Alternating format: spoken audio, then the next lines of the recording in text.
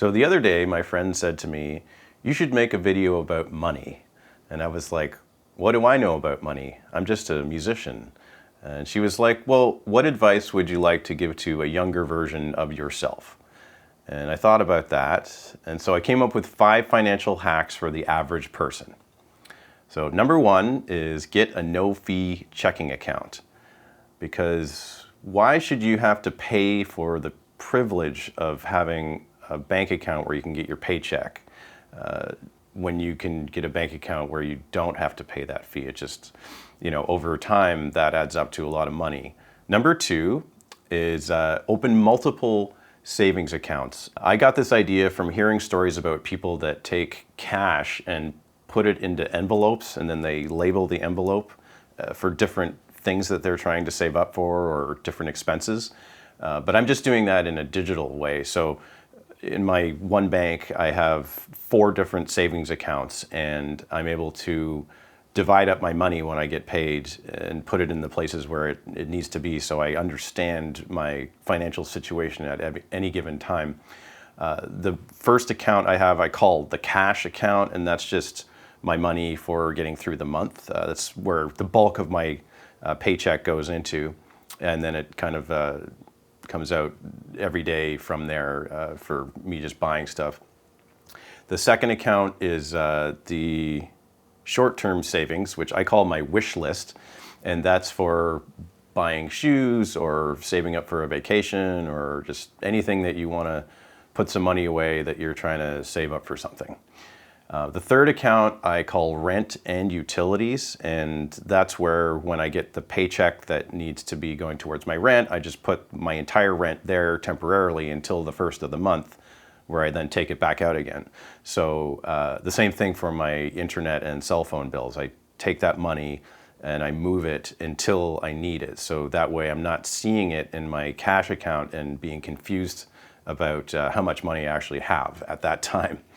The fourth account is called emergency fund, and that's for, if there's an emergency or, if something happens at my job, I need to somehow support myself for a few months.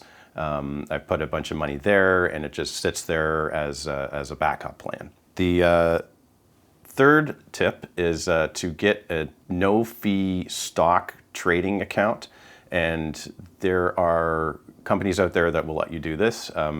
When I first started getting into stocks, I was with my regular bank and they were charging me like a crazy amount of money every time I wanted to buy or sell a stock.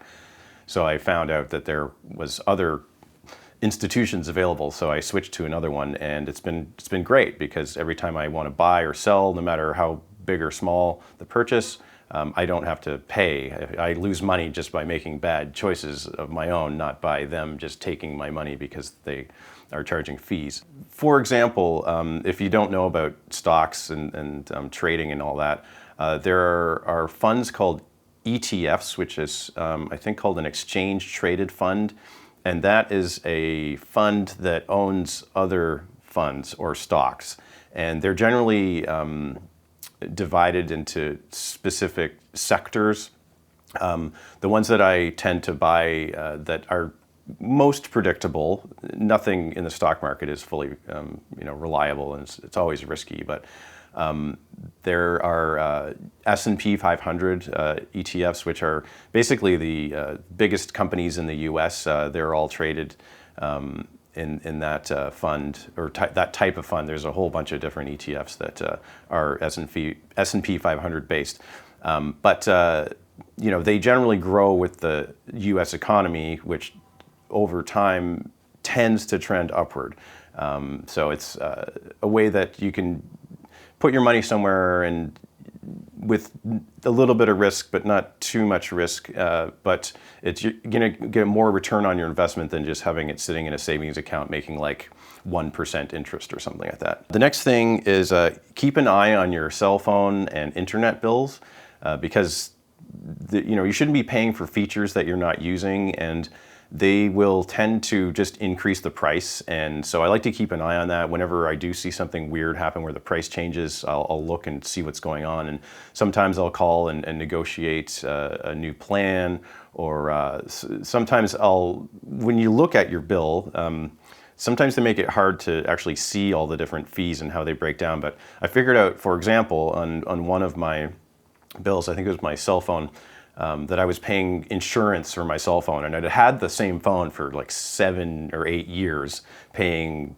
$20 a month. And so over that amount of time, I'd actually paid more in insurance, like a lot more than the phone is even worth.